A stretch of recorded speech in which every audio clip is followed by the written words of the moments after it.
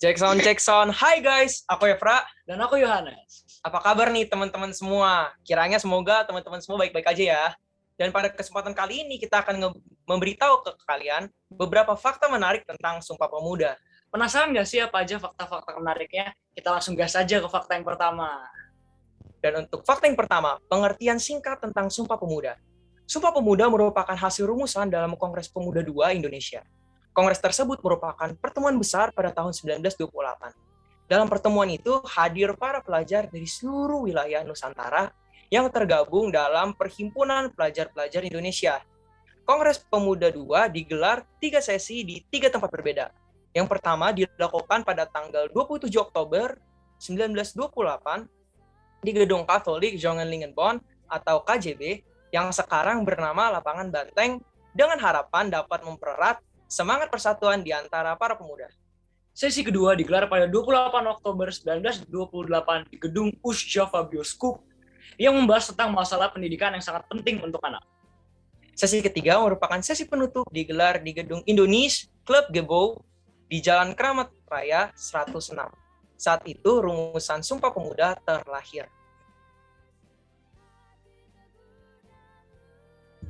Untuk fakta yang kedua, Sumpah Pemuda awalnya tidak bernama Sumpah Pemuda. Dari hasil keputusan yang ditulis oleh Muhammad Yamin, tidak bernama Sumpah Pemuda, walaupun telah dibacakan saat Kongres. Nama tersebut muncul setelah Kongres berjalan selama beberapa hari. Dan untuk fakta yang ketiga, didominasi bahasa Belanda. Pada saat Kongres dilaksanakan, tokoh-tokoh yang hadir di sana masih menggunakan bahasa Belanda saat berdiskusi maupun berpidato.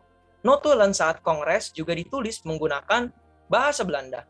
Muhammad Yamin yang mahir berbahasa Melayu bertugas menjadi sekretaris sidang dan menerjemahkan pidato hasil kesepakatan ke dalam bahasa Melayu. Fakta keempat, lagu Indonesia Raya pertama kali dibawakan W.R. Supratman. Sang pencipta Indonesia Raya, Wage Rudolf Supratman, ikut menghadiri Kongres Pemuda. Saat itu, ia telah menciptakan lagu tersebut dan akan membawakannya dalam Kongres. Namun, karena Kongres Pemuda dijaga oleh prajurit Belanda, maka Indonesia Raya dibawakan W.R. Supratman hanya dengan menggunakan biola. Hal itu dilakukan untuk mengantisipasi keributan akibat terdapat kata Indonesia dan merdeka dalam syairnya. Dan untuk fakta yang kelima, hanya 6 perempuan di Kongres Pemuda. Berdasarkan buku resmi Panduan Museum Sumpah Pemuda, hanya terdapat 6 perempuan dari 82 peserta yang tercatat. Fakta keenam, naskah Sumpah Pemuda ditulis oleh satu orang. Muhammad Yamin adalah orang yang merumuskan hasil diskusi pada saat Kongres Pemuda. Rumusan itu kemudian diserahkan kepada Kepala Kongres Sugondo Joyo Puspito yang kemudian membubuhkan parafet terlebih dahulu dan rumusan itu disetujui oleh seluruh utusan organisasi pemuda. Dan untuk fakta yang ketujuh, tidak boleh ada kata merdeka. Kongres Pemuda pada saat itu dijaga ketat oleh prajurit Belanda. Para peserta tidak boleh menggunakan kata merdeka, baik lisan maupun tulisan. Untungnya para peserta yang hadir tetap mampu merumuskan Sumpah Pemuda sebagai upaya pergerakan kemerdekaan meski tidak menggunakan kata merdeka di dalamnya. Fakta ke-8, Rumah Kongres menjadi Museum Sumpah Pemuda. Dilaksanakan di sebuah rumah beralamat Jalan Keramat Raya nomor 106 Jakarta Pusat. Setelah digunakan sebagai tempat kongres, rumah tersebut ditetapkan sebagai cagar budaya dan Museum Sumpah Pemuda pada tahun 1972 dan masih bisa dikunjungi hingga saat ini. Baik, dan itulah ya beberapa fakta menarik tentang Sumpah Pemuda. Semoga dapat memberikan pengetahuan baru ke teman-teman semua yang ada di sini. Alright, thank you so much, Kak Tasha, Kak Cika. Before we start, aku mau memperkenalkan teman baikku. Say hi, Loki. Hello. Bisa dilihat? This is my dog. Halo, Loki. Namanya Loki. Dia baru 8 bulan. Thanks for kissing. Dan dia menemani saya pada masa ini, dan saya selalu suka menunjukkan dia kepada audience pada saat seminar atau ada acara. Because it's just good to see a dog. Dogs are really cute. Terima kasih untuk welcome yang sangat hangat dari pihak GGA Insight. Saya merasa sangat terhormat bisa hadir di sini untuk berbicara kepada teman-teman pada hari peringatan di mana kita mengingat Sumpah Pemuda yang terjadi beberapa hari lalu. Yep, this is 2 days ago. Saya perkenalkan sedikit lagi tentang saya. Saya dulu sekolah di Dallas Baptist University dalam bagian komunikasi, tapi saya juga major di bahasa Spanyol dan pembelajaran Alkitab, Biblical Studies. So I don't spout off heresy when I try to talk about theological stuff. Dan hari ini saya mau sharing yang lumayan general, yang tidak begitu intensif kepada satu topik, tapi kita akan menyentuh beberapa area seperti apa kata Alkitab tentang penderitaan dan kesehatan mental, duka, grief dalam masa pandemi, dan keinginan saya adalah setelah kita membicarakan ini, saya sebenarnya benar-benar mau mendengar apa yang teman-teman di sini sudah alami, apa yang teman-teman mau tanya. Mungkin saya tidak menawarkan pengalaman orang yang sukses, saya tidak melakukan semuanya dengan baik, saya menawarkan pengalaman gagal dan pengalaman bergumul dengan Tuhan melalui masa-masa sulit. So that's what I want to share, bahwa itulah yang tujuan saya hari ini, dan I hope this is going to be a great time for all of us. Okay, I'm going to share screen. Let's see. It's okay not to be okay. Ini adalah topik yang saya suka bahas dalam materinya yang saya suka bahas dalam berbagai seminar pada masa pandemi ini, karena sudah setahun lebih kita anak-anak muda terperangkap di rumah.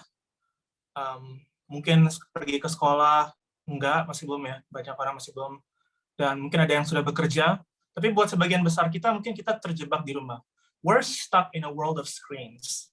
Walaupun lockdown-nya sudah secara official selesai, tapi banyak orang masih nggak benar-benar mau keluar untuk ketemu atau hangout. Ada perasaan takut, mungkin ada varian-varian baru yang bisa menginfeksi, atau mungkin sudah terbiasa sendirian di rumah, sudah terbiasa dengan new normal ini. So let's talk a little bit about that.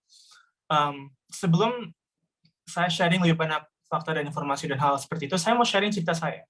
I want to share my story, so you guys can get to know me a little more. Ini foto saya waktu kecil, imut ya, pegang-pegang gitar papa. Saya anak yang sangat aktif dan punya banyak pertanyaan. Pada umur 9 tahun, saya sudah mulai berdebat teologi sama papa.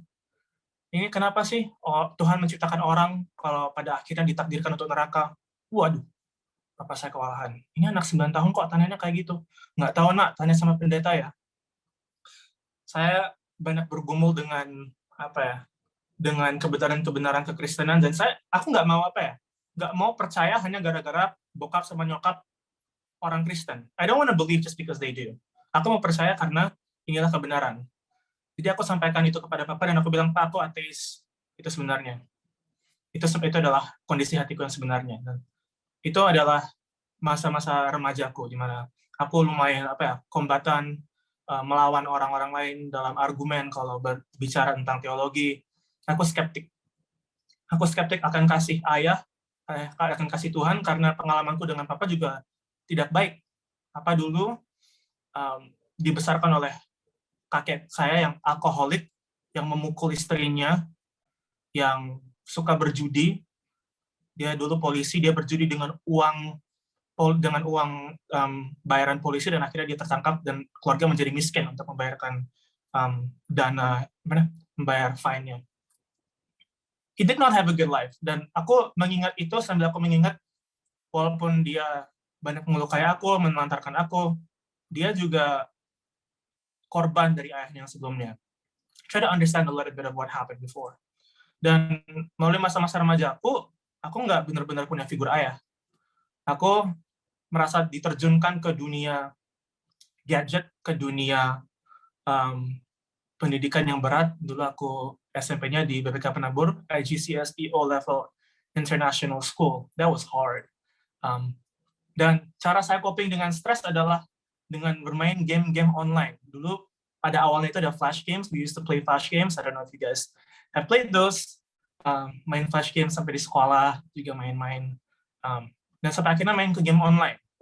Saya juga terjerumus kepada pornografi pada kelas 8, 2 SMP. Dan melalui candu game dan pornografi, hidup saya pelan-pelan semakin hancur. Saya nggak begitu memperhatikan pembelajaran atau apa gitu. Game menjadi pelarian saya. Kalau kapanpun nggak ada sekolah, kapanpun nggak ada kerjaan gitu, maunya main game terus. It's always on my mind. Dan karena saya begitu banyak main game, saya nyaris nggak lulus SMA. IP saya dulu waktu lulus SMA 2,2. 2.2. Kalau di bawah 2 gagal otomatis. Saya mikir-mikir nanti mau kuliah gimana nih? Nilainya nggak bagus. Pada nama dalam pelayanan, jadi nggak ada uang gitu. Jadi mau kuliah kemana? Saya linglung. Mikir-mikir, maunya sih ke Amerika kalau bisa, tapi kan nggak ada uang. Nggak mau pikirin dah. Jadi aku larikan diri ke game untuk 8 bulan pertama setelah aku wisuda SMA. Dan melalui masa itu, aku bertemu dengan orang-orang Kristen yang yang punya hati yang benar. They were real Christians. Orang-orang yang mengasihi aku apa adanya, walaupun aku memaki, aku gemuk, aku kerjanya main game terus. They loved on me. Dan aku belum pernah merasakan aspek itu, perasaan kasih itu dari orang yang sebelumnya. Mereka tidak seperti pendeta-pendeta Indonesia yang untuk melindungi egonya mengatakan kamu nggak ngerti, kamu bicara tentang teologi itu. Mereka bilang, ya aku nggak tahu jawaban untuk pertanyaanmu apa. Tapi ayo kita cari sama-sama. Mau makan roti bakar nggak? You wanna hang out, do something? Dan melalui testimoni hidup mereka yang nyata, di mana mereka benar-benar menghidupi imannya, tidak seperti orang-orang Kristen yang aku lihat waktu aku tumbuh besar, aku menjadi sadar bahwa iman itu bukan buta. Aku ketemu dengan seorang apologetic, seorang ahli pembela iman yang bisa menjelaskan secara logis. So the Christian faith is true, and this is why.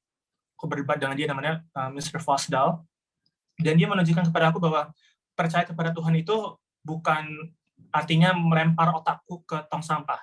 That's not what it means. There is logical, rational basis for believing. Tapi tidak ada orang yang belajar untuk menjadi pengikut Kristus. Kita masih harus mengambil langkah iman untuk menyerahkan diri kepada Tuhan Yesus dan mengikutinya. And that's what I did.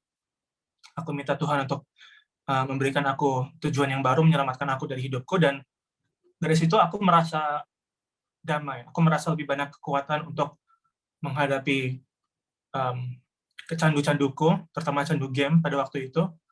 Dan melalui usaha yang pelan untuk membangun hobi-hobi lain, rekonsiliasi dengan Papa dan Mama, melalui konseling, aku akhirnya bisa bebas dari candu gamku. Aku buang mouse, aku ganti komputerku dari Windows ke MacBook yang nggak bisa main game karena specs-nya nggak bagus. Dan walaupun aku merasa tergoda kadang-kadang gitu, ya I can't use this computer to play games because it's not gonna work. Ceritaku lanjut ke masa sophomore year-ku di universitas. Aku menggambar ini Desember 2017 atau 2018. I think sometime 2017-2018. Aku nggak begitu ingat. Itu adalah masa yang sangat buruk, di mana aku merasa sangat depresi dan merasa sangat anxious karena candu pornografiku pada waktu itu. Dan aku belum menjalani konseling formal pada waktu ini. Jadi keluarga saya mengajak saya untuk konsultasi dengan psikiater, dengan psikolog, tapi nggak benar-benar ada konseling yang berdasarkan kekristenan yang konsisten. I didn't have anybody. Teman-temanku pada waktu itu bukan orang-orang yang aman. Mereka, entah waktu aku sharing hal-hal seperti ini, mereka meninggalkan aku, atau mereka mulai berbicara tentang masalah mereka, karena mereka nggak tahu aku bicara sama mereka beberapa tahun kemudian. They don't know how to handle heavy depression and suicidal thoughts. They don't know. Dan aku nggak pernah ingat seumur hidupku, aku pergi ke gereja dan ada topik pembahasan tentang bunuh diri. Yang saya dengar cuma kalau lu bunuh diri, lu langsung pergi ke neraka. That's all I heard. Aku merasa sangat depresi, aku melukai diri, like self-harming, dan mempelajari how do I kill myself. Karena saya merasa hidupnya nggak berharga, Tuhan sudah meninggalkan saya, yaitu Tuhan yang palsu, yang nggak berguna. Like, what use is God? Ketika tragedi melanda, ketika depresi menghantam, where is God?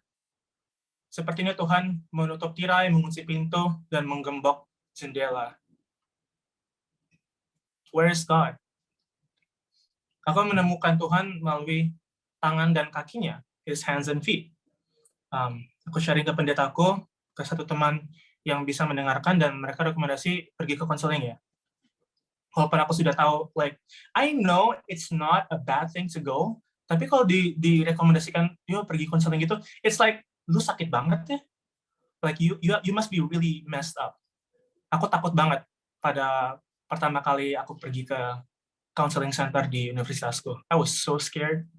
Dude, aku lihat kanan kiri, kan di perpustakaan di lantai 1, kanan kiri ya, ini ada orang temanku yang lihat nggak? They're gonna know. They're gonna find out. Oh no, what's gonna happen? And let me tell you, it was great.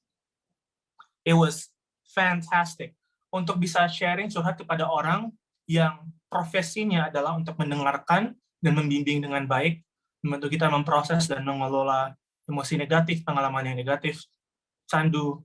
Like, that feels really good.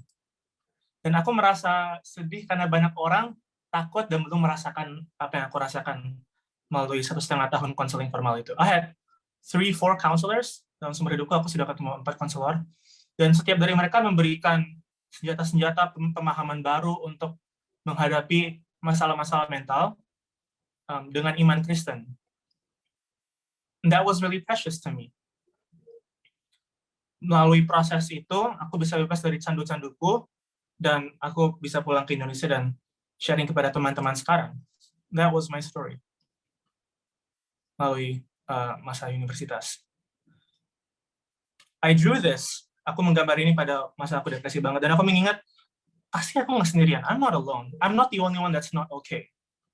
Ini adalah gambar orang yang nggak okay. You can see it in his eyes. He's not okay. Tapi apakah Tuhan benar-benar dekat, dan apakah dia benar-benar mendengar? Apa pikiran Tuhan? Apa pikiran dan perasaan Tuhan tentang orang-orang yang berdosa dan bergumul? We're gonna deal with the practical side later. Aspek-aspek, so what do I do, Kak? Yang praktis ya, yang bisa aku terapkan dalam kehidupanku sehari-hari. We're gonna get there. Tapi pertama kali, sebelum itu, kita akan mendengarkan 2 cerita dari Alkitab tentang orang yang menderita. Yang pertama adalah kisah Elia, dari 1 Raja-Raja 19. Kalau teman-teman mau melihat juga bersama saya, feel free to do so, take notes, whatever you want to do. Saya membacakan 1 Raja-Raja 19. Let me see. Ketika Ahab memberitahukan kepada Isabel segala yang dilakukan Elia dan perihal Elia membunuh semua nabi itu dengan pedang, Isabel menyuruh seorang suruhan mengatakan kepada Elia, "Beginilah kiranya para Allah menghukum aku, bahkan lebih lagi daripada itu. Jika besok, kira-kira pada waktu ini, aku tidak membuat nyawamu sama seperti nyawa salah seorang dari nabi itu." Maka takutlah Elia, lalu bangkit dan pergi menyelamatkan nyawanya. Dan setelah sampai ke Beersheba yang termasuk wilayah Yehuda, ia meninggalkan bujalnya di sana.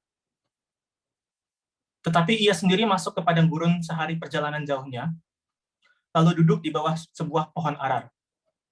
Kemudian ia ingin mati. Katanya, "Cukuplah ini. Sekarang ya Tuhan, ambillah nyawaku, sebab aku ini tidak lebih baik daripada nenek moyangku." So what happened? Aku mau lihat teman-teman di chat. I want to hear from you guys. Aku suka membaca chat. I can pretend to be a streamer. What's up guys? It's Sai Kuno here. Never mind. Apa yang terjadi sebelum kisah ini? Kalau teman-teman bisa tulis di chat. What happened?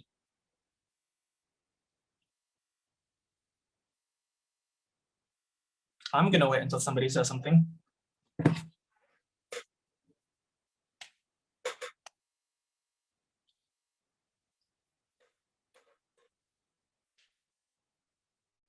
Apa yang terjadi sebelum Elia lari ke padang gurun?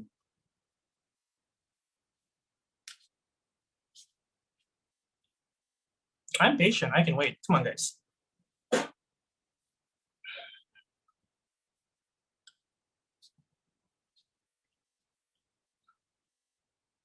Aku rasanya kayak di small group gerejaku lagi, ada pertanyaan, habis itu semua orang menunggu, ada yang volunteer nggak? Ada yang volunteer nggak?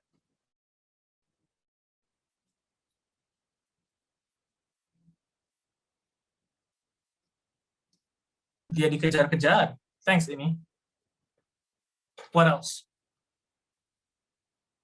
Ada mukjizat yang Elia lakukan sebelum itu. He did something. Kenapa dia dikejar-kejar? Kenapa dia diancam oleh Isabel?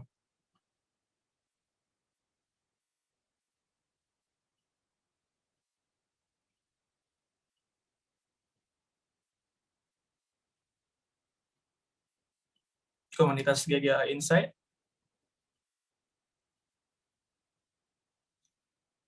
We're gonna roll with it. Dia barusan membunuh nabi-nabi Baal. Thank you, Chika. He just killed 450 people. Dia berhadapan dengan nabi-nabi Baal di atas gunung, di hadapan semua orang Israel, dan dia mengalahkan semua nabi-nabi itu. Sebelum itu dia juga lari, lebih cepat daripada kereta kuda raja. He ran faster than a chariot. Dia berdoa, dan hujan turun kepada tanah Israel setelah 3 tahun tidak ada. So, he was in a high. Dia lagi benar-benar merasakan iman yang kuat, yang ada hasilnya, yang kelihatan God is with me. Tapi tiba-tiba dia merasa takut. He got scared. Apa respons Elia kepada ancaman Isabel? Apa yang dia lakukan? What did he do?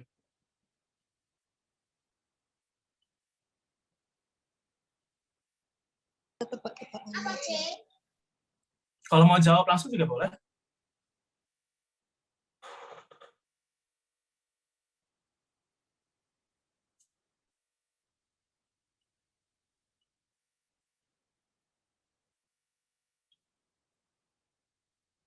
Dia merasa kehilangan arah, dia lari untuk menyelamatkan dirinya, masuk ke padang gurun. Thank you, Nicole. Thanks, Ephraim and Johannes. Ya, dia lari. Dia mau bunuh diri. He wants to die. Dia mengatakan, ambillah nyawaku ya Tuhan. This is death by exposure. Dia pergi ke padang gurun di mana tidak ada makanan, tidak ada air. Kalau ada makanan dan air minum, Tuhan tidak akan memberikannya kepada Elia nantinya. So, he wanted to die. Itu adalah upaya bunuh diri dengan cara lapar dan haus sampai mati. He was really scared. Nabi yang hebat, nabi yang dahsyat, yang mengalahkan semua nabi lain, yang didukung dengan air. He got scared, and he wanted to die. Sesudah itu, Elia berbaring dan tidur di bawah pohon arar itu. Tetapi tiba-tiba seorang malaikat menyentuh dia dan serta berkata kepadanya, bangunlah, makanlah. Ketika ia melihat sekitarnya, maka pada sebelah kepalanya ada roti bakar dan sebuah kendi berisi air. Lalu ia makan dan minum, kemudian berbaring pula. Malaikat Tuhan ini datang kedua kalinya dan mengatakan kepadanya, makanlah dan minumlah. Sebab kalau tidak, perjalananmu nanti terlalu jauh bagimu. If you look at the original language of angel of God, ini bukan hanya malaikat sembarangan. Yang membantu Elia itu adalah the angel of the Lord. Yang dipercaya menurut teolog itu adalah ketika ditulis di Alkitab, there's an angel of the Lord, itu adalah theophany, wujud Yesus sebelum dia datang sebagai manusia. It's Jesus. He didn't send any random angel. He sent Jesus, the angel of the Lord, the theophany of God. Dia tidak marah kepada Elia, dia nggak kecewa, dia nggak ngutip-ngutip ayat, I can do all things through God who strengthens me.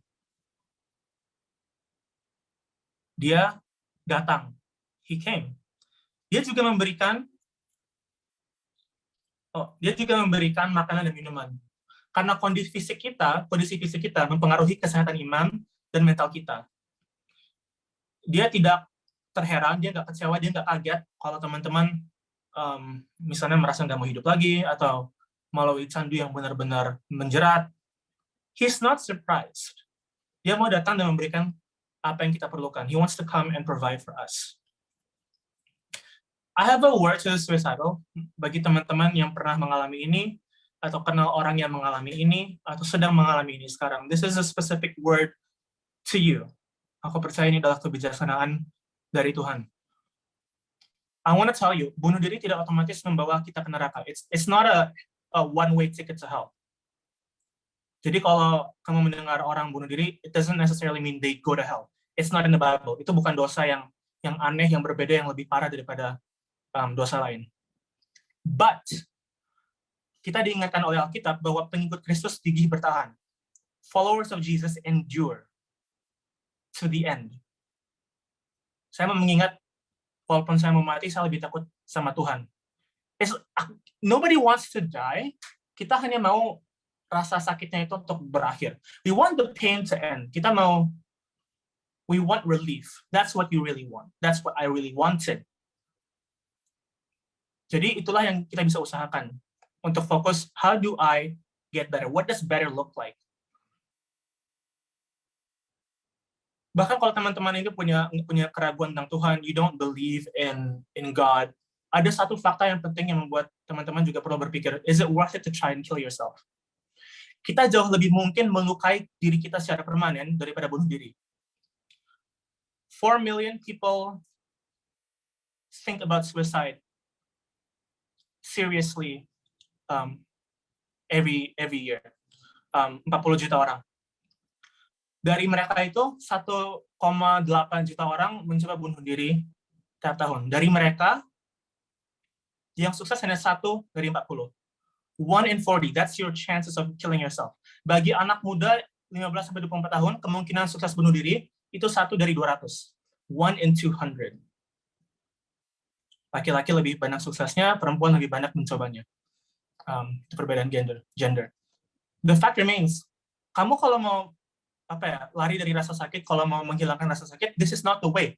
Karena ini kemungkinan besar, 39 times out of 40, ini akan meningkatkan rasa sakitmu. You're gonna injure yourself permanently, brain damage, loss of limb function, and you're not gonna get away.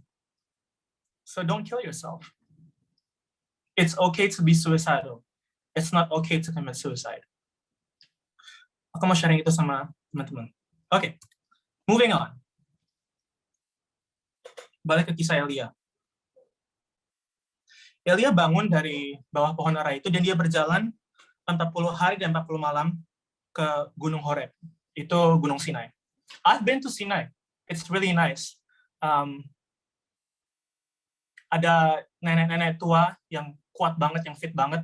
Aku belum sampai ke puncaknya, sudah ngos-ngosan, kecapean.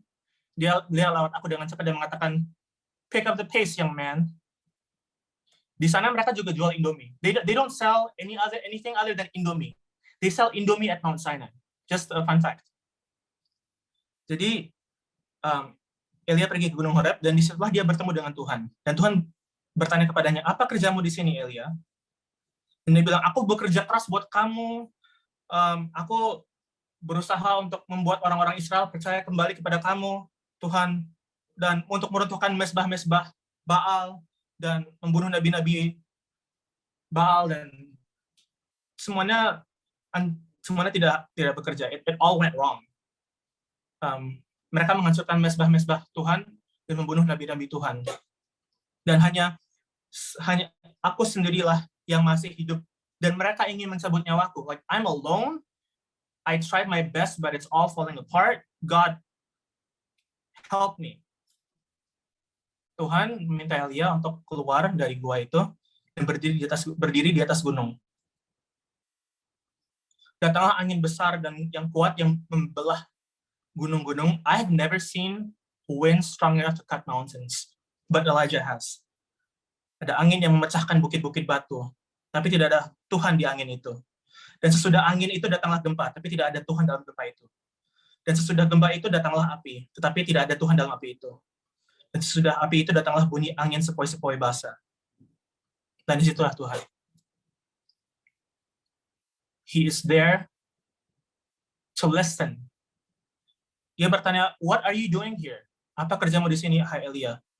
Dan dia bertanya lagi setelah Elia sharing, dia bilang, what are you doing here?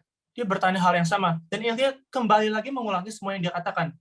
Dia lagi curhat. Dan Tuhan tidak mengingatkan dia, hoi, kamu itu nabiku loh. Aku berusaha dukung kamu untuk mengalahkan nabi-nabi Baal. Right? Kenapa kamu nggak percaya sama aku? No, he does not do that. Humans do that. Manusia bisa menghakimi orang-orang yang bergumul dengan sandu dengan masalah mental. But God doesn't. Kepada Elia yang depresi dan anxious dan mau bunuh diri, dia memberikan telinganya. Dan dia memberikan Yesus, personal angel from God. So I want to share that. Aku mengingat pasal itu kepada waktu aku merasa mau bunuh diri, dan aku mengingat God wants to listen. Dia tidak meninggalkan aku.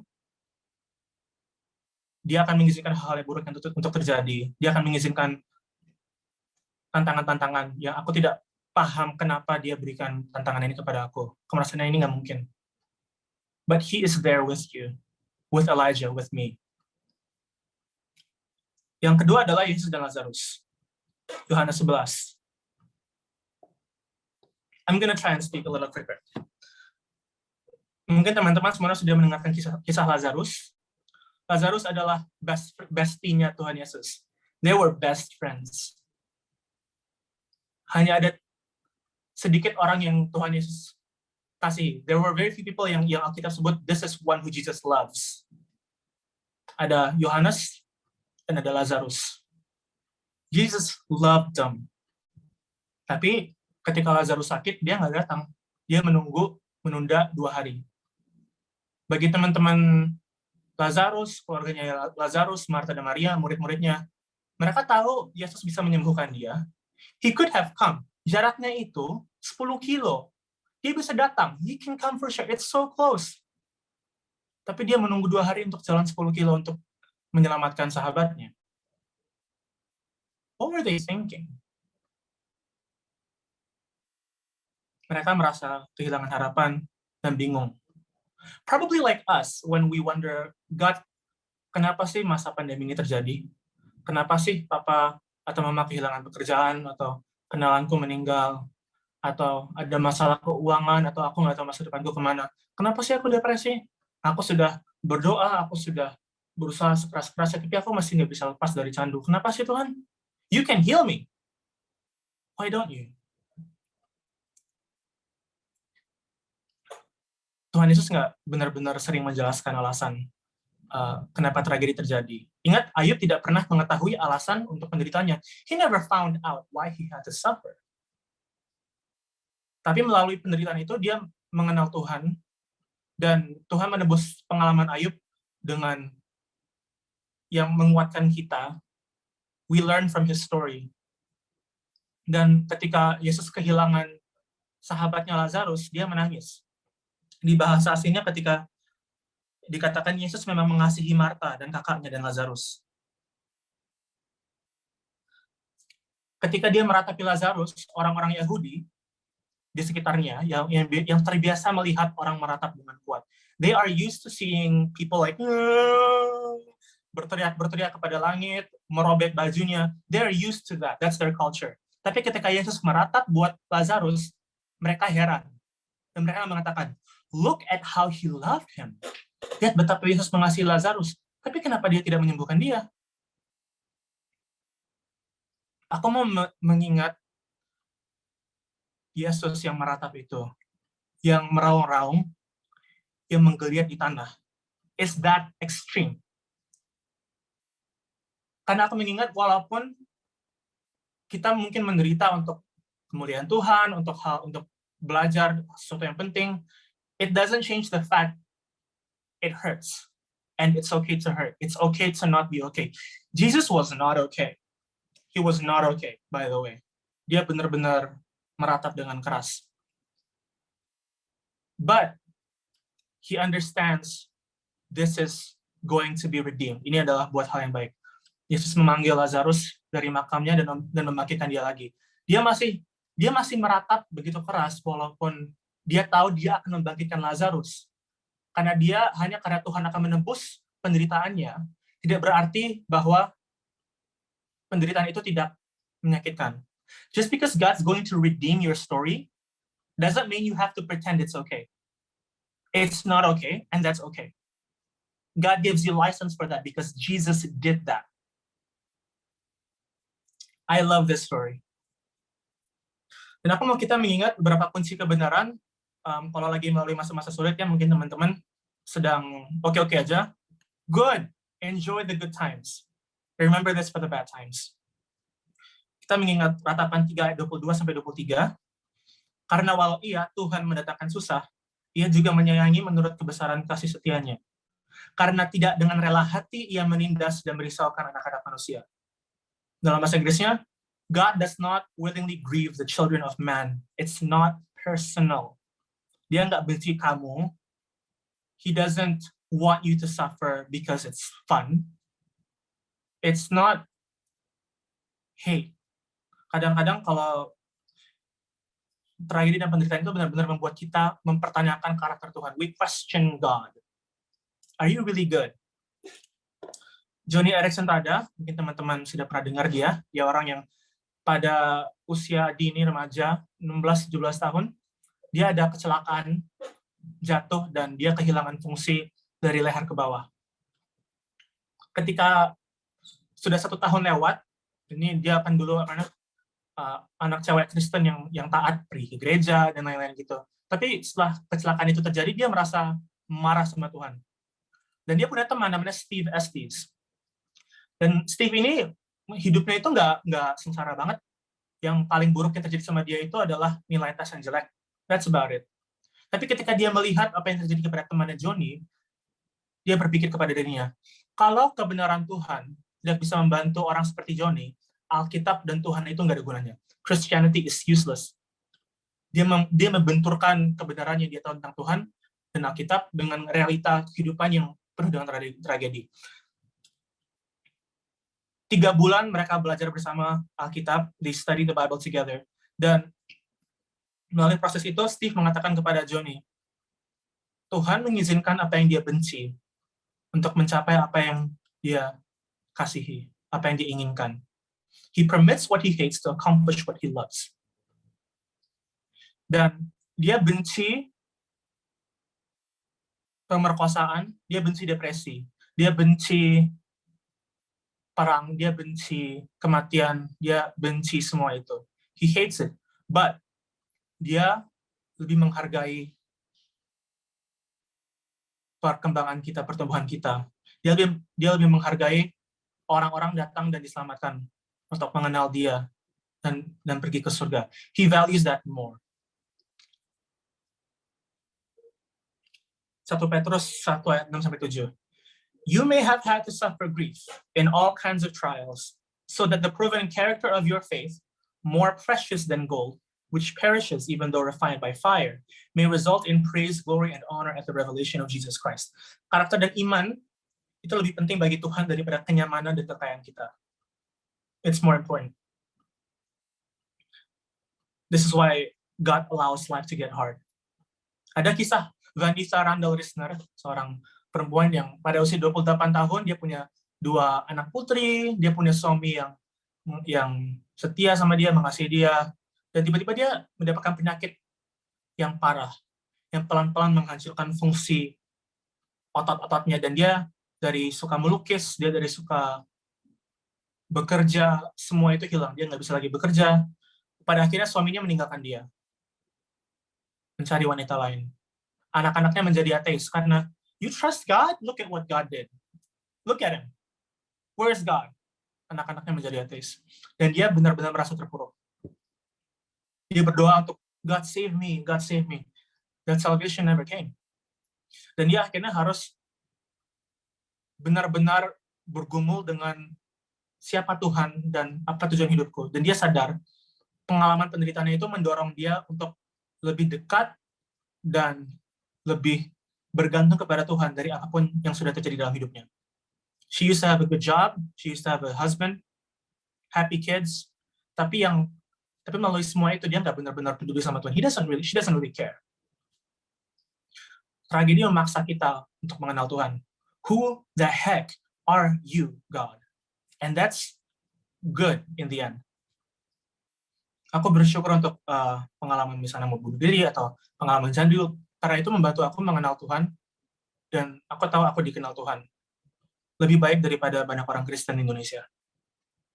Dan aku percaya teman-teman juga bisa mengalami itu, juga pernah mengalami itu. Okay. We are at 6:16.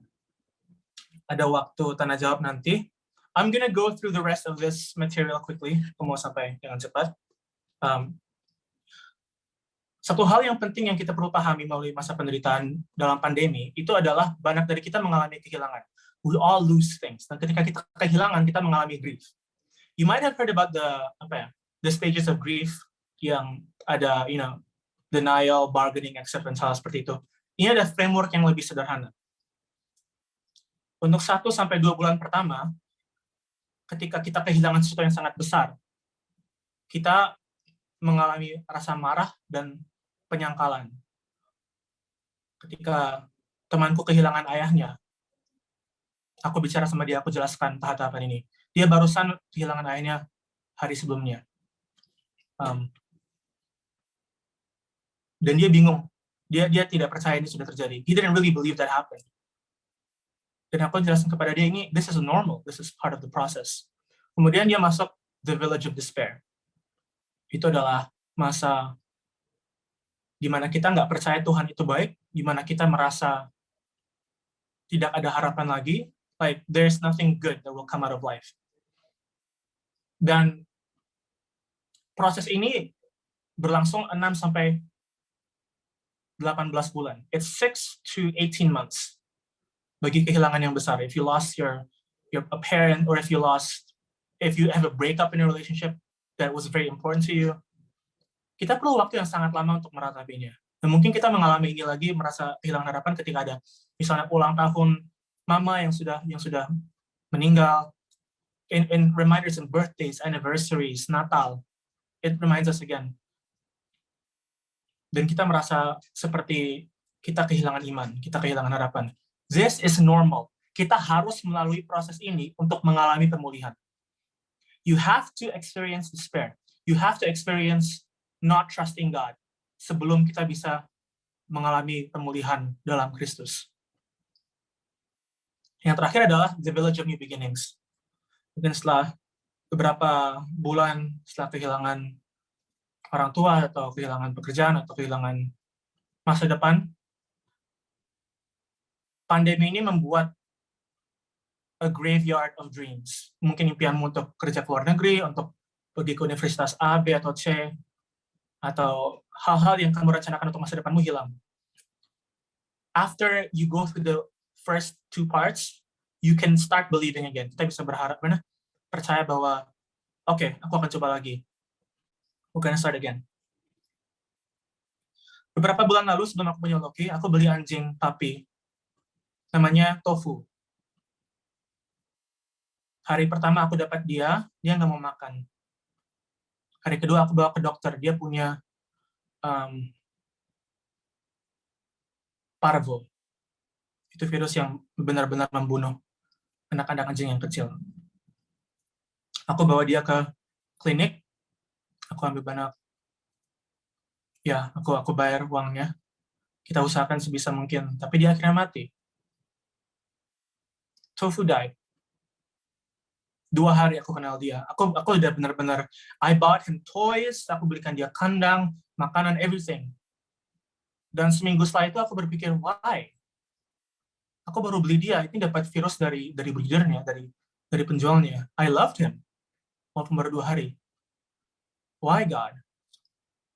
Setelah melalui prosesnya, aku akhirnya membeli Loki. Aku beli dia dari keluarga yang tidak bisa menjaga dia. Dia dulu hidupnya terjebak di luar, di kandang panas. Dia gigit kulitnya sampai botak karena dia bosan banget. Seharusnya anak-anak keluarga itu membantu membawa dia jalan, memberikan makan, membawa dia main, tapi nggak bisa. Aku beli dia. Dan aku bisa merasakan lagi, this is a new beginning. Itu adalah cerita pendek tentang masa duka. You guys have your own stuff. Mungkin kalau belum terjadi, this is gonna happen. Dan kalian perlu tahu kalau kalian merasa hilang iman, whatever it is, like that's normal, it's part of the process. Bisa merasa marah, bisa merasa penyangkalan, despair, balik lagi, new beginnings. You can go back and forth. Tapi yang paling penting aku mau teman-teman tahu adalah duka itu adalah pemberian dari Tuhan. Grief is a gift. Jesus grieved for Lazarus. But grief is a gift. Trauma itu bukan pemberian. trauma itu when you're overwhelmed by something so shocking, that's not a gift. Tapi grief itu adalah pemberian. Terimalah, jangan dipendam, jangan menyibukkan diri untuk tidak merasakan sakitnya. It's part of the process. Okay. That's all I've got to share about that. Practical actions. Okay. Hal-hal yang lebih happy. I feel like this is happier. Karena sebelumnya, I feel like that was a pretty depressing part 1, but this is the part where we can actually do stuff. Okay. So now what? Jadi sekarang gimana? Kita sudah belajar ada teologi penderitaan, Tuhan itu dekat, Tuhan itu mau mendengarkan. Kita belajar banyak dari kita mengalami rasa duka, melalui pandemi, banyak yang mau memendam, tapi perlu dialami prosesnya. So now what? Bagi teman-teman yang masih bergumul dengan candu, masih bergumul dengan depresi, masih merasa kesepian, nggak bisa coping dengan tantangan-tantangan yang ada, here are some practical actions I advise people usually to do. These are the core actions. Yang pertama itu mengenali dirimu. You gotta know yourself. MBTI atau personality test yang masuk akal. MMPI itu tes yang menunjukkan onset masalah mental usia remaja. 75% of mental health illnesses appear in age 15 to 24. 50% muncul usia 12 sampai 18, habis itu 25% lagi muncul usia 19 sampai 24. So most illnesses manifest when you're young, our age group. Find out if you have a problem or not. Now then later. Lebih baik kalau sekarang daripada nanti. Ada tes proyeksi, ada tes minat bakat. Ada ini, assessment and counseling. I'll show it later, tapi ada organisasi papa saya, organisasi counseling, bisa menghubungkan teman-teman dengan assessment apapun yang diperlukan. Oke. Yang kedua adalah menganalisa kondisi kesehatan mentalmu. How are you doing? Aku suka memakai analogi stadium kanker. Kalau kankernya stadium 1 atau 2, oke, mungkin masih pergi ke klinik, it's okay. Bisa dioperasi, kalau nggak begitu parah, mudah operasinya, lebih murah. Tapi kalau sudah stadium 3 dan 4, itu sudah nggak main-main lagi. Chemotherapy, hardcore medicine, and antibiotics. Ya, bed rest, you go to the hospital. Intensive care. Tergantung stadiumnya separah apa. Sama halnya juga dengan kesehatan mental. Kalau kamu sudah depresi berbulan-bulan nggak sembuh-sembuh, itu sudah stadium 3 dan 4. Jangan coba diselesaikan dengan curhat sama teman dan didoain pendeta. Don't, it's bad. Seek professional help. Kalau bisa, bantuan profesional Kristen. Ada 3 jenis peran dalam terapi. Ada psikolog, mereka membantu kita memahami disorder, dan mereka memberikan diagnosa. Don't self-diagnose. Banyak orang self-diagnose diri mereka. It's okay to have suspicions. Mungkin merasa, I feel like I'm probably depressed. Aku melihat simptom-simptomnya, aku merasa aku depresi. Tapi lebih baik konsultasi dulu. Konselor itu mendampingi kita dalam proses. Mereka adalah orang yang kita temui tiap minggu untuk memproses pengalaman kita, pekerjaan kita, pembelajaran kita, hal seperti itu. They're more hands-on. Psikiater itu adalah orang-orang yang memberikan kita pengobatan medis. Because sometimes you need medication. This is my medication. Oh, nggak kelihatan ya. Aku punya obat. I have medicine. Because I need it. Mengambil obat untuk masalah mental itu bukan tanda kekurangan iman. Sama seperti nanti kalau teman-teman pergi makan malam, wah teman-teman nggak punya iman, Tuhan akan menyediakan makan malam kamu. Doalah, dan makanan akan turun dari langit-langit dan kamu akan puas. Kamu mencari makanan, dasar kamu nggak beriman. That's not how it works. Tuhan menyediakan bisa secara supernatural dan bisa melalui tangan dan kakinya manusia-manusia yang ada di sini, dan bisa melalui natural provision. So get help if you need it. Tidak berarti kamu lemah. It means you're strong. Only strong people can ask for help. Yang ketiga adalah untuk mengenali asal-usulmu. Banyak dari orang tua dari seminar biasanya suka bilang, ini anakku, ini anakku ini benar-benar candu game, anak-anak ini rasanya candu pornografi deh, tolong perbaiki dia ya. Tapi setelah kita bicarakan lebih jauh, kita mengenal, keluarganya disfungsi, papanya nggak hadir, mamanya kewalahan, anaknya ditelantarkan. oh itulah akar-akarnya. Focus on the roots. Aku kenali sejarah keluargaku. Itu membantu aku memahami kenapa sih aku mudah kena candu. Papaku dulu dia nggak cerita sampai aku dewasa. Dia dulu sudah minum arak SD, sudah merokok SD, mes, narkoba dan lain-lain gitu. SMP hanya waktu dia bertemu dengan Tuhan Yesus dia mulai sembuh. But like he went through that too. Dia marah-marah sama aku. Kamu candu gamenya parah banget sih. Tapi dia juga dulu mengalami itu. There's a history, a legacy. Jadi tahu like figure out like what happened before me. Mamaku kelihatannya baik-baik aja, tapi ternyata nenek itu dari sisi mama itu orangnya agresif banget, super dominan, suka memukul. Akhirnya mama jadi sangat pasif dan nggak mau konflik. There is habis itu dan itu mempengaruhi hidupku juga. Like we figure out your roots. Where did you come from? Itu membantu kita memahami diri kita, lebih sabar kepada diri kita, lebih sabar kepada orang tua kita, dan memahami bahwa Tuhan bisa menebus. Papaku dulu alkoholik, orang tuanya, aku nggak kenal alkohol. Aku nggak jadi alkoholik. Semua pamanku alkoholik, narkoba. Tapi anak-anaknya, dia bisa tunjukkan role yang lebih bagus. He was able to be a good role model. Kita bisa memutuskan rantai-rantai masa lalu itu. Ini sekali lagi, assessment dan counseling tersedia di link ini, link 3. Esa Harapan, kalau mau screenshot silahkan, saya berikan 5-10 detik. Semoga GGA juga ada konselor-konselornya yang bisa membantu. Oke, 2 hal lagi adalah core relationships. Ada reparenting. Tidak ada orang tua yang sempurna. Itu di budaya Asia itu orang-orang itu benar-benar nggak mau bicarakan hal yang buruk tentang orang tua mereka. But we can all agree, no parents are perfect. Ada orang tua kita yang lebih jelek daripada yang lain, like worse than usual, but nobody's perfect in the end of the day, right? Jadi kita perlu melengkapi puzzle parenting yang hilang melalui figur ayah dan ibu yang lain. Ini aku dengan Ko Apin. Dia punya anak 2, umur 11 dan umur 6 tahun.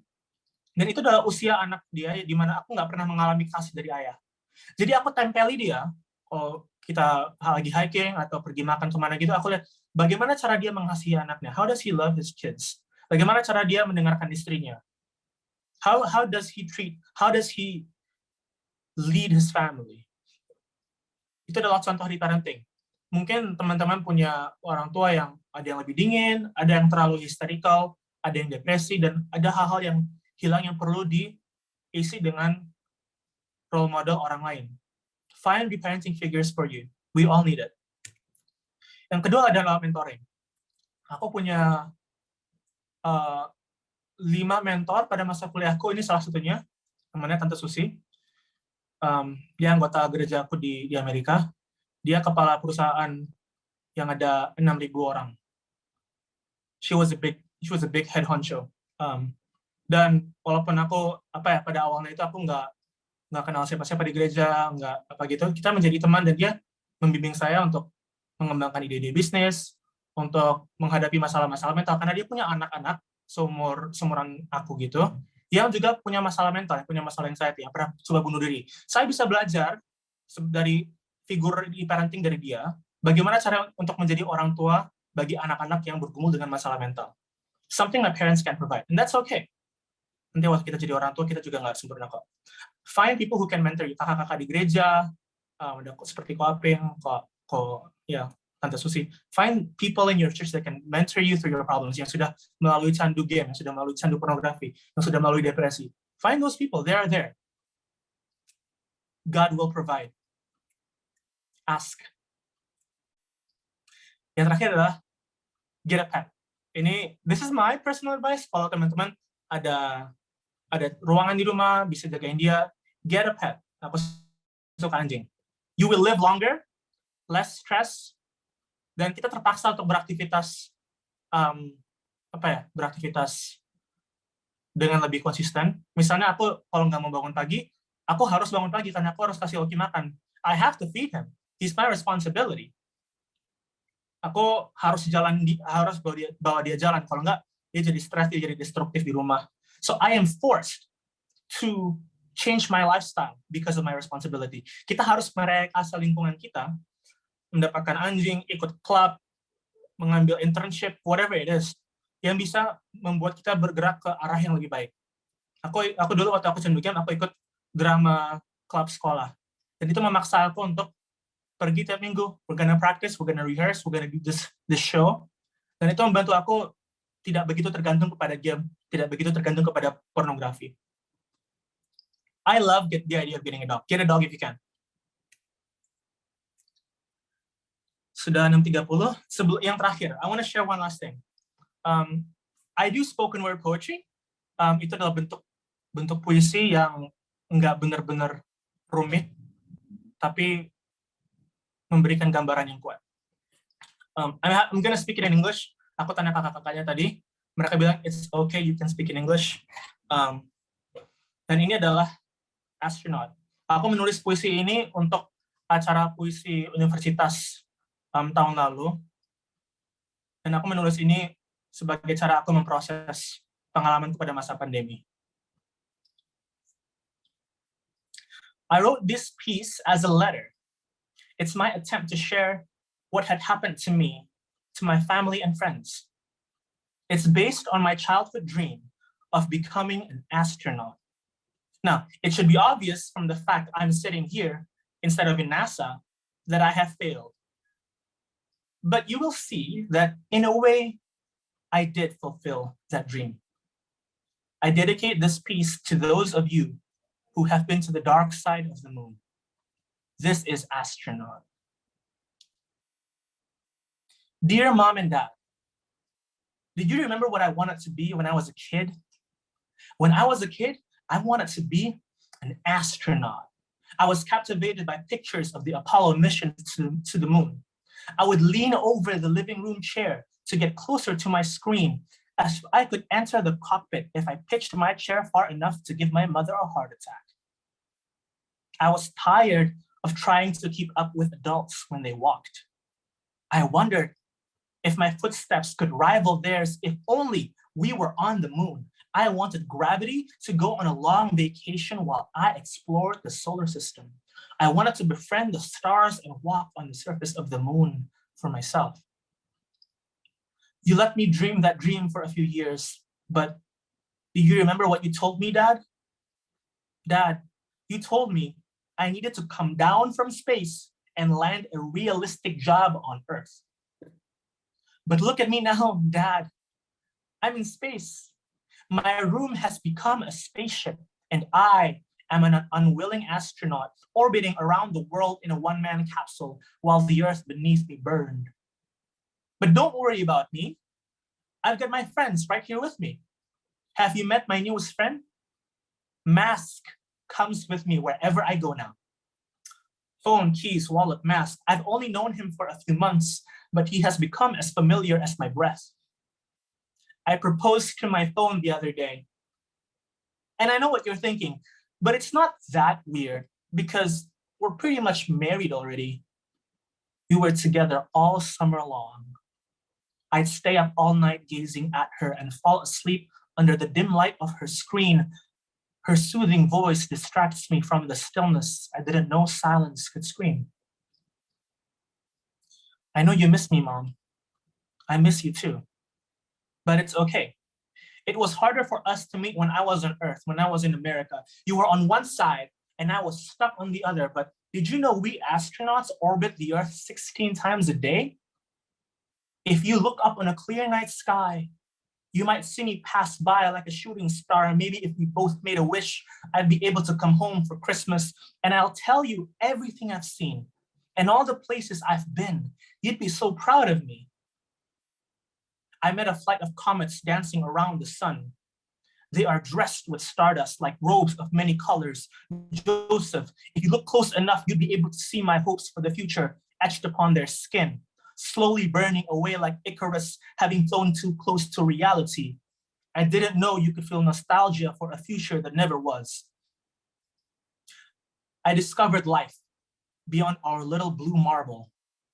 I visited planets of memories and unearthed trauma like ancient alien artifacts hidden under a sea of sand, uncovered by this hurricane of a season. Heart wounds, trauma like an alien race of skeletons are walking out of the closet, demanding my attention. They have been buried under my skin for so long.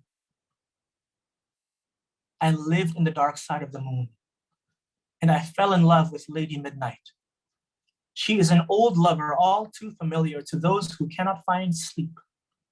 She wanted me to stay, asked me to leave Earth behind, promised me the warmth of her embrace, a place on her lunar throne.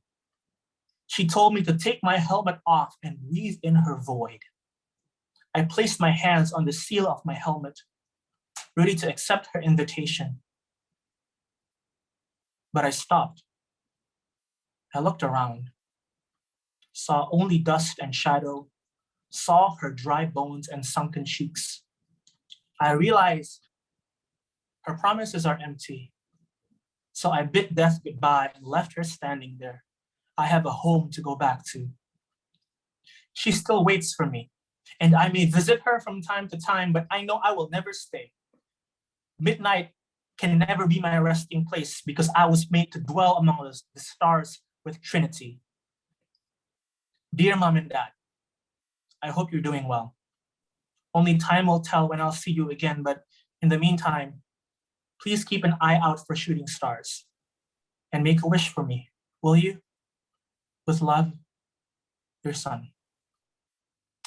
P.S. Afterthought.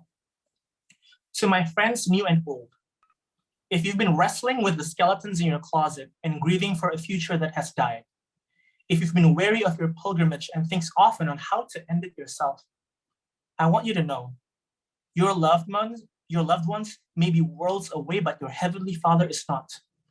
All the metaphors in the universe are not enough to describe his love for you. His thoughts about you outnumber the sands of the sea. His passion for you outshines the greatest stars. His faithfulness to you will outlast the ageless void. He is preparing a place for you by his side. And one day, when the skeletons are laid to rest, when the blazing comets cease their dancing, when the dark side of the moon gives way to an eternal dawn, he will come for you and he will bring you home. Thank you guys for the chance to speak. Terima kasih untuk mendengarkan saya malam ini. I hope you guys have a wonderful day. Let's go to the Q&A. Wah, I'm speechless. Mendengar puisi yang tadi Kak Moze bacakan, speechless aku beneran. Wah, oke. Setelah mendengarkan sharing, aku bantu simpulkan beberapa hal ya. Ternyata emang it's really okay to not be okay, karena di Alkitab pun juga tertulis cerita-cerita dari Elia, kemudian dari Lazarus juga. Itu membuktikan kalau menjadi tidak oke itu emang diizinkan oleh Tuhan. Tetapi bukan berarti Tuhan telah meninggalkan kita, karena Tuhan mengizinkan itu untuk memberikan sesuatu yang lebih baik lagi, untuk menjadikan kita sebagai contoh, sebagai cerminan kepada orang lain, menjadikan kita sebagai berkat untuk orang lain. Wow. Oke. Apa yang dibagikan oleh Kak Moze relate banget ya guys dengan kehidupan kita. Terutama aku juga merasa relate banget sih Kak. Benar-benar. Dan mungkin ada beberapa hal yang selama ini kita tuh ternyata nggak aware sama kondisi kita. Tapi karena sharing Kak Moze hari ini, kita berhasil aware dan tahu lebih dalam lagi tentang mental health kita ini. Ya, setuju banget Cika. Thank you Kak Moze untuk sharingnya hari ini. Kalau gitu kita akan langsung masuk aja nih ke sesi Q&A seperti yang tadi aku bilang di awal. Tapi aku dan Cika pertama-tama akan mulai dulu dari pertanyaan yang sudah masuk di Google Form. Jadi kemarin itu ketika registrasi sudah ada Google Form dan ada kolom untuk bisa submit pertanyaan.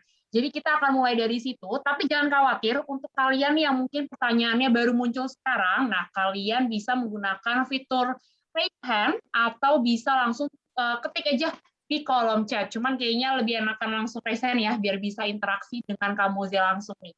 Dan mungkin ya ada pertanyaan yang personal, jadi mungkin identitas kalian kurang nyaman ya kalau misalkan diketahui banyak orang. Nah ini kalian bisa tetap bertanya dengan direct message aja di Zoom ke aku ataupun ke Cika. Ya, benar banget. Dan mungkin nggak semua pertanyaan bisa kita jawab malam hari ini karena waktu yang terbatas. Jadi kita akan pilih beberapa pertanyaan yang sekiranya emang belum terjawab di sesi sharing tadi. Oke, aku bakal bacain pertanyaan pertama berdasarkan Google Form kemarin ya. Oke, how to deal with orang tua yang nggak peduli sama mental health anaknya dan terus dialihkan ke agama. Sedangkan sudah coba beralih ke agama tapi tidak ada perubahan. Wah, untuk kamu aja mungkin ada 1-2 komentar? Kalau tentang orang tua, ada juga yang tanya, ini bagaimana cara aku bicara sama orang tua tentang masalah mental? Buat orang tua, ada analogi lampu lalu lintas. Ada topik-topik dan masalah-masalah yang green light, yellow light, red light. Kalau red light, jangan bahas, nggak ada gunanya. Kalau yellow light, coba bahas, tapi hati-hati dengan pendekatannya, cari waktunya, pilih waktu yang tepat. Yang green light itu, aku tahu Papa dan Mamaku akan oke dengan aku membahas ini. So think about what you're going through. Apakah pengalamanmu dengan orang tuamu di masa lalu, apakah mereka orang yang memahami masalah mental, apakah mereka suka belajar itu, apakah mereka ceritakan teman-teman mereka melalui itu, apakah mereka menceritakan kisah mereka melalui masalah mental, atau apakah sama sekali nggak ada background tentang itu. Kalau mereka nggak pernah bicara gitu, mungkin yellow light, hati-hati. Bicara sedikit-sedikit, wah aku punya teman yang depresi, what do you think about it? Kalau dia mengatakan, wah depresi itu kerasukan setan, maybe red light. Kalau bisa bilang sama Pak, aku ada teman yang kecanduan pornografi, cara keluar dari itu gimana ya? Wah, Papa juga dulu pernah kayak gitu. Ini perjalanan pengalaman Papa untuk keluar dari itu, untuk bergumul dengan itu sampai sekarang. Green light. So you can ask little questions to gauge, is it safe? Is it safe to talk with them? Jadi itu cara aku berbicara sama Papa dan Mama tentang masalah mental. Oke, thank you Moze. Dan mungkin juga bagi teman-teman di sini yang lihat kayaknya ketika bicara sama orang tua kayaknya red flag dan mungkin kesusahan gitu ya. Nah, mungkin bisa pakai tips Moze yang tadi yang di akhir mengenai core relationship ya. Jadi bisa reparenting, or kalian bisa cari juga mentor-mentor di sekeliling kalian yang bisa kalian ajak cerita dan benar-benar cukup dewasa untuk memahami situasi kalian dan juga membimbing kalian ya. Oke, pertanyaan kedua nih Moze. Ini pertanyaannya cukup menarik, jadi ini masuk ke Google Form. Jadi dia bertanya, kenapa kok bisa jika gangguan kesehatan mental itu ada kaitannya dengan spiritual? Katanya itu hanya stigmatisasi aja. Gimana tuh Moze? Maaf, gak begitu jelas pertanyaannya buat saya. Maksudnya, apa kaitannya masalah mental dengan aspek spiritual? Ya, betul. Ya, jadi mungkin dia bertanya, kok bisa sih ada kaitannya gitu loh. Dia merasa kayaknya itu cuma stigma aja deh, kayak gitu. Nah, mungkin Moze bisa jelaskan.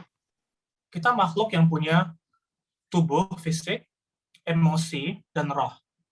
This is what I believe theologically. We have, emotion, mind, soul, spirit, and physical body. Mereka semua saling mempengaruhi. Apa kaitannya iman dengan kesehatan mental? Misalnya cara Tuhan mendekati Elia. Obviously, he's depressed and suicidal. Jadi, Tuhan tidak mendekati dia seperti kondisi normal. Dia memberikan makanan dan minuman. Dia datang dalam Yesus. Dia memberikan peringanan beban. It's different. It's all interconnected. Kalau aku bilang, aku mau, I want to fast. Yeah, I want to fast for 40 days like Jesus. Oke, mau puasa. Habis itu tubuhku terlalu lemah untuk melakukan itu. There's an association there. Ketika kita lapar, kita menjadi lebih mudah marah, or more irritable. Some say hangry. I can sing better in church if I'm full. Kadang-kadang kalau teman-teman di gereja gitu, lapar banget, dengerin khotbah, kadang-kadang keluar, masuk telinga kanan, keluar telinga kiri. You're thinking, where am I gonna go for lunch? Dia person GoFood apa ya? Mungkin sekarang dengerin Zoominar, wah lama banget nih. Kakaknya bicaranya lama banget. Aku lapar. Wah, nanti aku makan apa ya? It affects everything. It's all connected.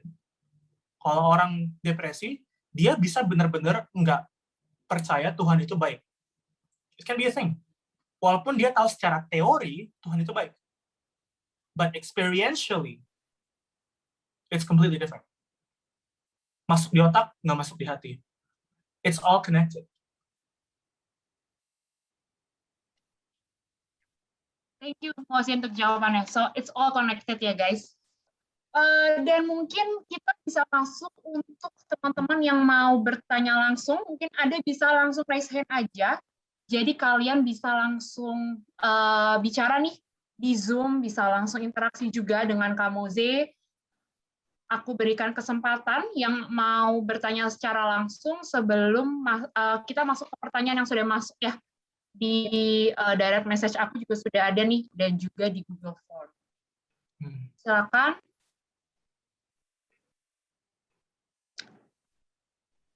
Oke, mungkin sembari menunggu, Cika bisa bacakan pertanyaan selanjutnya. Oke, aku bacain pertanyaan selanjutnya ya. Aku lihat pertanyaan ini juga cukup relevan sama aku. Bagaimana cara kita mengatasi rasa terintimidasi oleh pikiran-pikiran yang mengintimidasi kita? Yang dimana rasa intimidasi biasanya karena rasa penyesalan atau rasa tidak layak dan lain-lain. Shame. Rasa tidak layak itu shame. Shame itu emosi pertama yang menjatuhkan manusia kepada dosa. Ketika Setan bertanya kepada Adam dan Hawa, is that really what God said? You could be more. Artinya, you're not enough. Shame itu mengatakan kamu itu nggak cukup. Dan itu adalah perasaan yang sangat primal yang bertumbuh ketika kita usia 1-2 tahun. That's when our brains form our concept of shame. Ada anak-anak yang punya orang tua yang baik, yang berhubung dengan baik pada usia kecil gitu. They have a strong sense of self. The world is safe.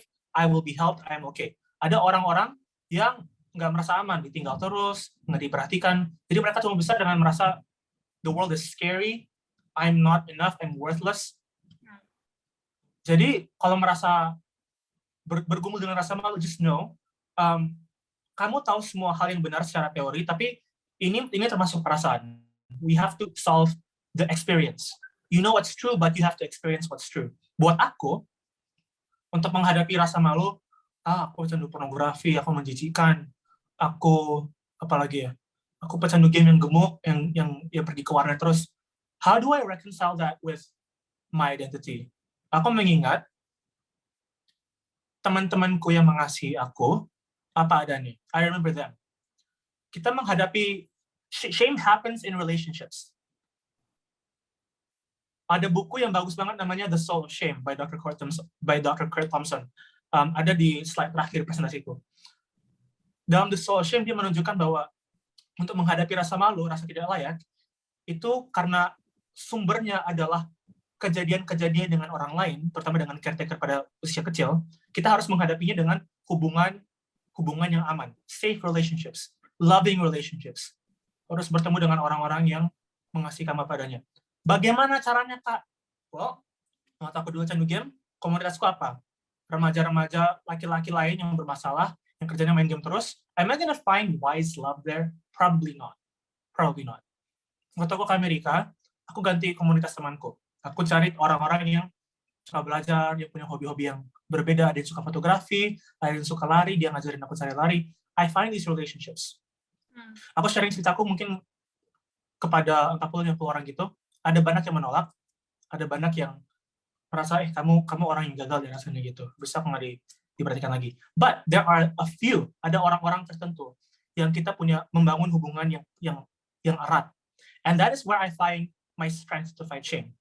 In safe relationships. Kalau kamu nggak punya 1 atau 2 orang yang kamu bisa sharing segala sesuatu sama mereka, then you're in bad shape.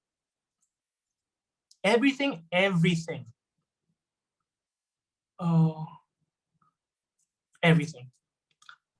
So it's hard work. Aku benar-benar berharap kita membahas, karena kita itu budaya malu. Ingat, waktu ada seminar seperti ini, habis itu ada teman-teman yang mau bertanya, tapi malu Tapi nanti menonjol. That is shame operating in a community level. Di kelas kalian ada orang yang pernah membahas pertanyaan. Kamu mau kasih ide, tapi idenya itu punya resiko. I'd rather not. That's shame. Shame controls everything. Orang tuamu nggak mau orang lain tahu tentang kamu candu game, kamu bermasalah imannya. Papaku bilang dulu, kamu harus pura-pura kamu Kristen supaya untuk reputasi keluarga. Shame. That's shame. It's not from God. Yeah, that's all I can say, I think, for now. Mungkin aku juga bisa berkesimpulan kali ya Kak Mozi, ketika kita merasa malu atau mungkin ya terintimidasi ya, mengalami anxiety atau depresi atau kecanduan, terus kita malah jadi malu untuk share gitu ya, itu malah bisa menghalangi kesembuhan kita ya, untuk kita get better malah jadi menghalangi. Yeah, to heal from shame, you need to connect with people, but shame forces you to disconnect. Shame wants you to isolate, menyendiri. Jangan sharing, lu jangan curhat, lu jangan bicarain, lu bikin malu. Lu kira lu siapa? Those are things that are, it's called shame tapes. That's what shame says. Ya, setuju. Kuncinya kita harus connect ya sama orang-orang di sekitar kita yang cukup kita percayai. Oke, aku mau masuk ke pertanyaan yang sudah masuk ke direct message aku nih. Jadi mungkin dia direct message ya, karena mungkin merasa tidak nyaman untuk langsung share. Dan ini juga bisa relate juga ke aku dan juga beberapa teman yang ada di sini. Jadi gini, aku mau tanya, dia bilang, dia di saat ini bisa dibilang fine, hidupnya baik-baik aja, dia merasa aman, dia merasa senang, tapi justru karena kebaik-baikannya hidup dia ini malah bikin dia itu menjadi ngerasa takut, anxiety timbul, karena dia mulai berpikir, gimana kalau suatu saat nanti Tuhan mengizinkan sesuatu yang buruk terjadi di aku. Ketakutan itu justru menghantui aku. Jadi dia nanya gimana untuk cara mengatasinya. Jadi dia merasa takut untuk suatu hal yang belum terjadi. That's hard. Jujur aja, aku itu dari sisi orang yang terbiasa menderita dan hancur-hancuran. I'm used to that. Tapi aku juga tahu ada teman-temanku yang merasa bahwa my life is fine. Nggak ada yang benar-benar jelek yang terjadi. Seperti Johnny Erickson Tada dan temannya Steve. Johnny hidupnya sampai paralyzed. Steve paling yang terburuk terjadi kepada dia itu adalah gagal tes. That's the worst thing that happened to him. Enggak ada shortcut.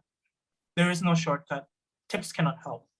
Karena ini masalah pengalaman. You have to experience God in suffering to trust Him. Kalau kamu belum punya pengalaman bergumul dengan Tuhan, well, it's hard to trust.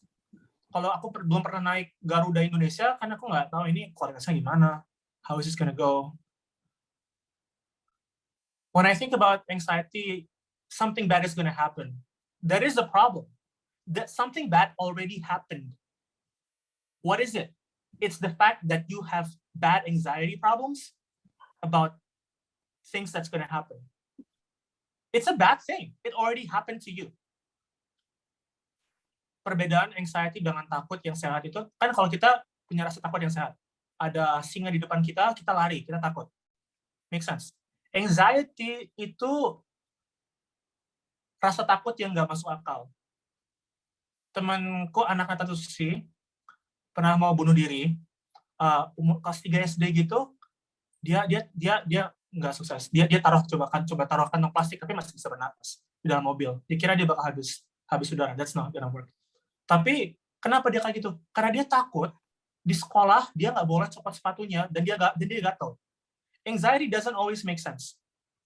You're not stupid. Dia bukan anak yang bego. Dia mau jadi dokter. She's in the process of becoming a dentist, orthodontist. So she's very smart. Dia pintar banget. Tapi anxiety benar-benar bisa hijack pikiran kita untuk menjadi khawatir tentang hal yang nggak masuk akal. Kalau itu merusak fungsimu, like if you can't function well, go to a counselor and a psychiatrist. Konselor untuk memproses, mungkin dengan cognitive behavioral therapy untuk lebih ke berbicara, psikiatris untuk mencari tahu mungkin apakah kadar stresku atau aku lebih mudah anxious gitu. Temanku ini, anak Susi ini, dia punya tumor di dalam otaknya setelah dibawa ke dokter gitu beberapa tahun kemudian gitu. Tumor itu menyebabkan hormon stresnya, kortisolnya naik 20 kali lipat dari yang normal. Kata dokter, ajaib dia belum bunuh diri. It's a miracle she hasn't killed herself. That's a tumor. You have to find help like that, right? Kalau itu merusak fungsimu, if you can't go to, nggak bisa bekerja, atau kamu marah terus, atau kamu menjadi tambah gemuk, atau stuff like that, then you find help. I hope that makes sense. Thank you ya. Semoga pertanyaannya bisa terjawab tadi yang DM aku. Kalau memang tadi itu yang kamu tanyakan dan itu merusak istilahnya kebiasaan kamu sehari-hari, jadi susah ngapa-ngapain nasib. Oke. Apakah ada yang mau bertanya langsung? Aku lihat tadi ada yang unmute nih. Oke, Where are you guys? William Kartasaputra ya. Tadi soalnya aku lihat unmute. Oke, William Kartasaputra, apakah ingin bertanya secara langsung?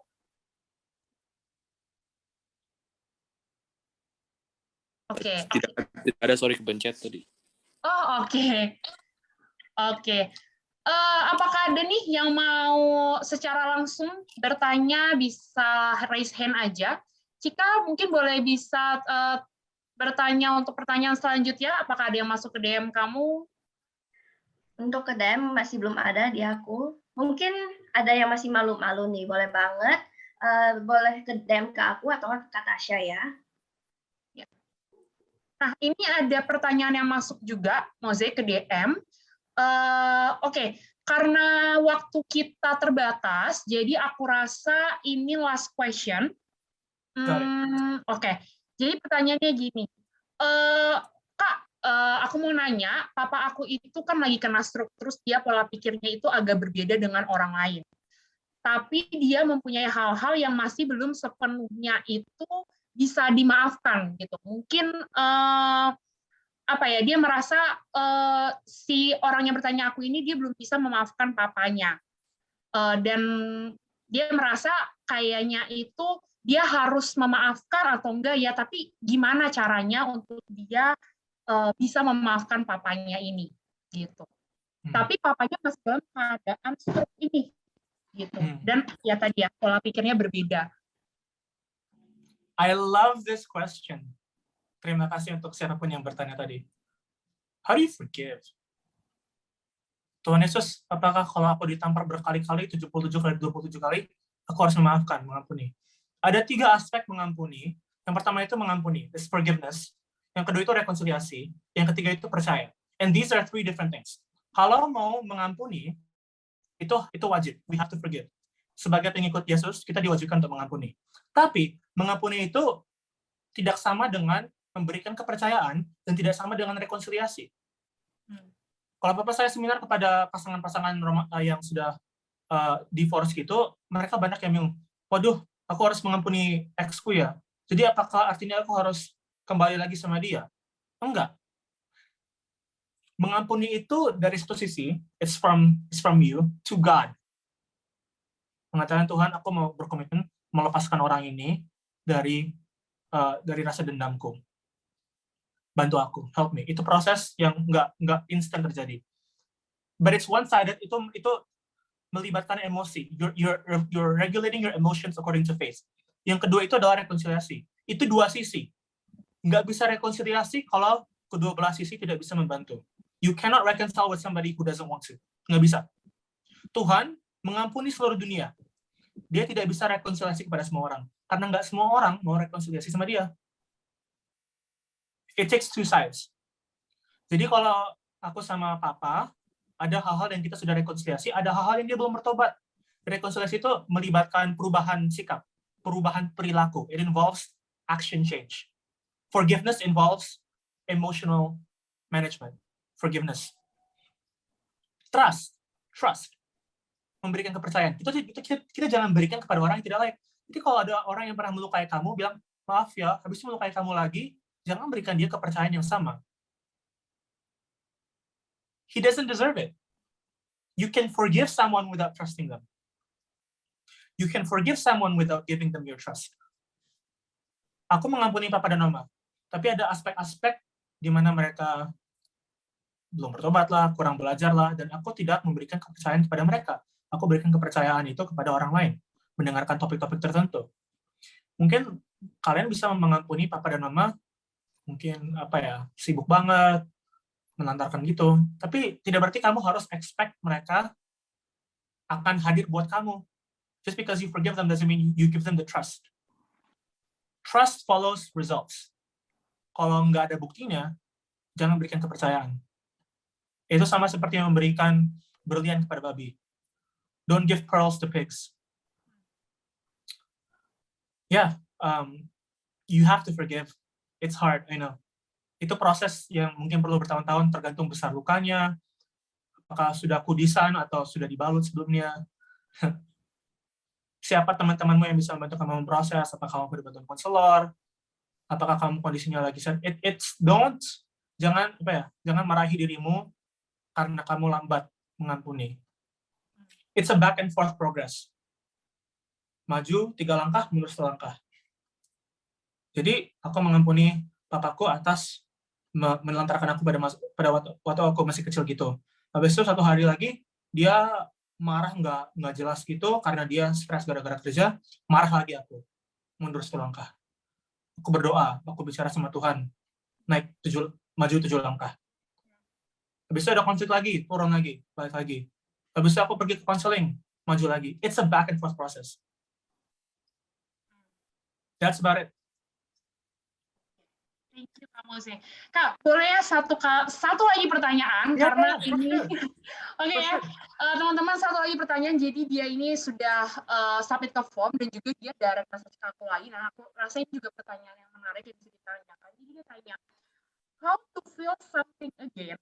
How to get out from that kind of numb feeling for years? Feeling yang numb.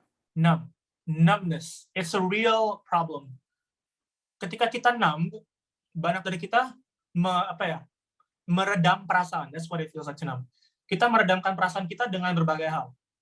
Kita bosan, langsung main HP. Kita stres, well, time to watch some porn. Kita dimarahin di tempat kerja, wah, waktunya merokok. That's numbing.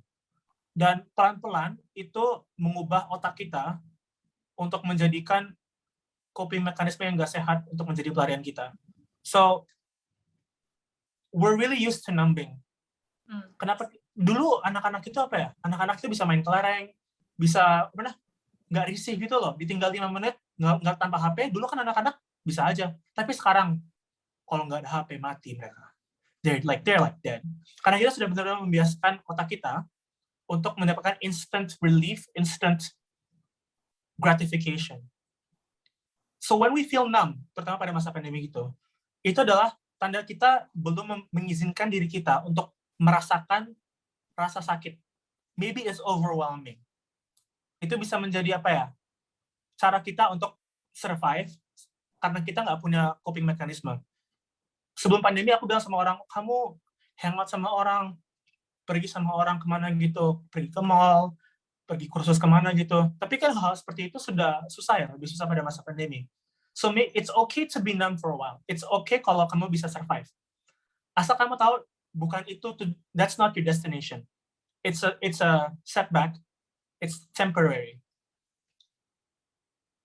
Waktu aku numbing banget dengan game, dengan pornografi, dengan tiduran terus banyak hari.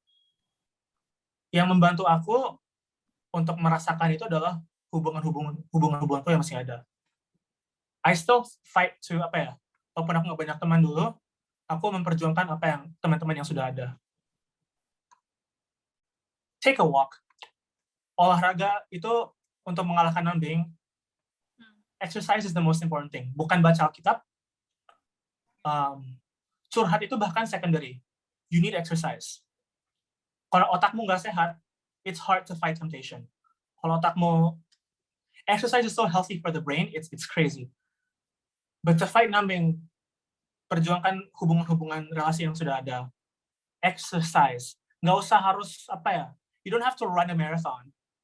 Aku suka jalan pagi dengan Loki. Aku nggak bawa HP, aku nggak pegang HP. Half an hour. It helps you reset. Dan kamu masih muda. It's easier for the brain to recover. Mungkin sudah bertahun-tahun bermasalah, but I want you to know it's easy to recover.